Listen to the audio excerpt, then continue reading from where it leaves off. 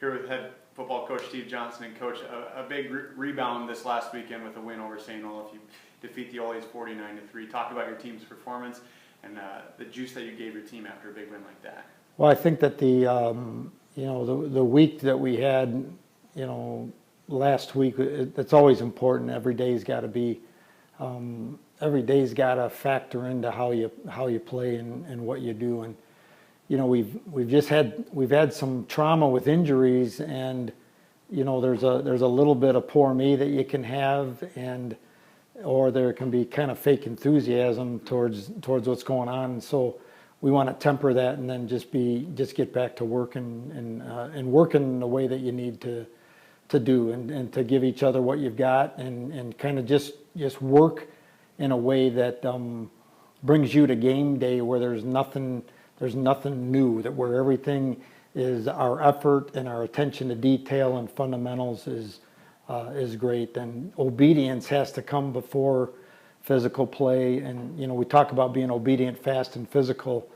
If you're not obedient, sometimes it's not because you're disobedient. It's because your head's not in it, or you're just not focused on your stuff. And so we had a lot of call to fundamentals all week, and it showed up on Saturday, and then the guys made plays, and so that was good. And Trey Anderson played great as first time. I was telling somebody in 26 or 7 years, whatever I've been here, it's the first time we've ever started a freshman center and a freshman quarterback, and kind of hope we can get to snap, but that's a lot of pressure on those guys, and they just were awesome. Nolan Richardson's our center and just did a great game, and both our right and left tackle freshmen, so pretty fun.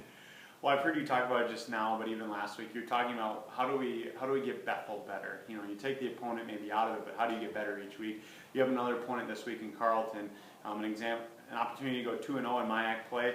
How do you make Bethel better this week, and really what's your motivation going into the game? Yeah, we don't change any, and it sounds cliche, but we don't change. Our deal is we need to get better today. Saturday's a Super Bowl. I'm not sure who we're playing. We are going to know their schemes and their stuff. Yeah. The Carleton team, they have an excellent team. Coach Pagel's doing and does a great job with those guys. They play hard. So it's going to be a battle. But back to your deal is we need to give them the best Bethel that we can, and we want people to hate to play us because we'll play so hard for so long. And that's really our goal. And it's not easy to do. In the framework of the fundamentals and the things that you have to do because, a lot of factors, the other guys are good or whatever else, but everybody practices, so. Well, in closing here, you talked about overcoming injuries in the first question, and obviously you're getting a lot of extra time for young guys. Does that help you as the season goes along to have more depth at some positions when you get people back, or what's your mentality as you kind of get into mid-season here? Yeah, it is. It's a fluid situation to where injuries, we have to handle them. You can't really overcome them. You just have to handle them, and there's got to be a little bit of the next guy up, and one of the fun things is that the guys emerge. And Andrew Dezert gets hurt, and Trey is right on his heels anyway, and so he gets this opportunity. He does a great job. Well, now we're deeper, so those are good things, but really we have to stay in, what's the best thing for today, what's tomorrow. We have to predict who's going to be healthy, who's going to be well, and then even degrees of healthy. If a guy is this good, but he's hurt so he's this good, well, his backup might be this good. And so now we have to balance those different things, and you have to take your ego out, and it's hard for everybody to do that because it's precious every single time you get to play. And so there's a little bit of a balancing. That's why I say handle it. Is we need to handle the injury situation, and just by virtue of life, you gain depth, and there's some good things, and that's how football is too.